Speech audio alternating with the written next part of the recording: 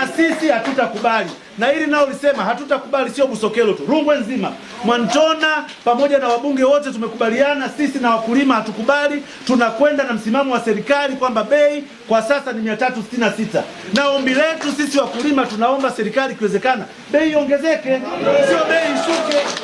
Kwa hiyo nilikuwa nataka niseme haya mambo hayakubaliki. Na ndugu zangu, nataka niwaambie, inawezekana wengine hamkubahatika kusoma, lakini mlijielewa umuhimu wa elimu. Mlitupeleka watoto wenu shuleni. Nyinyi mkiendelea kuonewa wakati sisi tupo, haina maana. Chai jana imeuzwa dola 2.98. Ukibadilisha ni sawasawa na shilingi 7,400 kwa dola, kwa kubadilisha shilingi 2,600. Hawa wanaosema biashara inakuwa mbaya, biashara gani meneja? Meneja, twendeni na sisi tukaangalie, kwani sisi tuko duniani hapa na sisi tumesoma. Hii bei naisema ni bei ya jana, sijaangalia bei leo, jana. Lakini leo mkianza kudanganya watu, mnasema soko sio zuri, mnasema sijui vita vya Irani. Vita vya Irani vimeanza juzi, mmewatesa watu zaidi ya mwaka mmoja. Haiwezekani.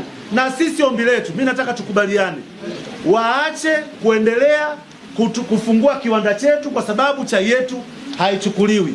Kwa hiyo wasimamishe kiwanda, na wasipofanya hivyo tutakwenda kumtafuta mwanasheria hata kwa gharama zetu, atwende mahakamani afunge kiwanda kwa dharura. Hatutakubali kiwanda kisage chai wakati chai ile haitoki kwa wakulima. Hicho hatutakubali, tumelikataa leo na wala hatulikubali.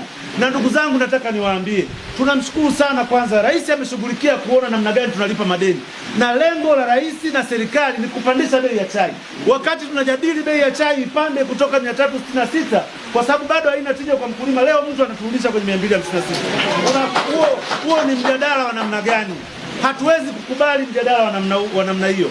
Na ndugu zangu, nataka niwaambie, 366 imekujaje? Imekuja kutoka kwenye kitu tunaita mkokotoo. Wamepiga hesabu wakasema angalau, maanake wakisema bei elekezi kwa lugha rahisi ndio bei ya chini ambayo inakubalika, lakini kibidi walipwe zaidi. Sasa leo wanatuambiaje kwenye bei elekezi ya serikali tulipwe 256? Na hili jambo halikubaliki tu, ni jambo la uonevu ambalo tunawaonea wakulima. Na mimi nataka niseme na iwekwe sawasawa, mnawadharau wazazi wetu, mnawadharau ndugu zetu, hata sisi waliotusomesha kwa chai mnatudharau pia.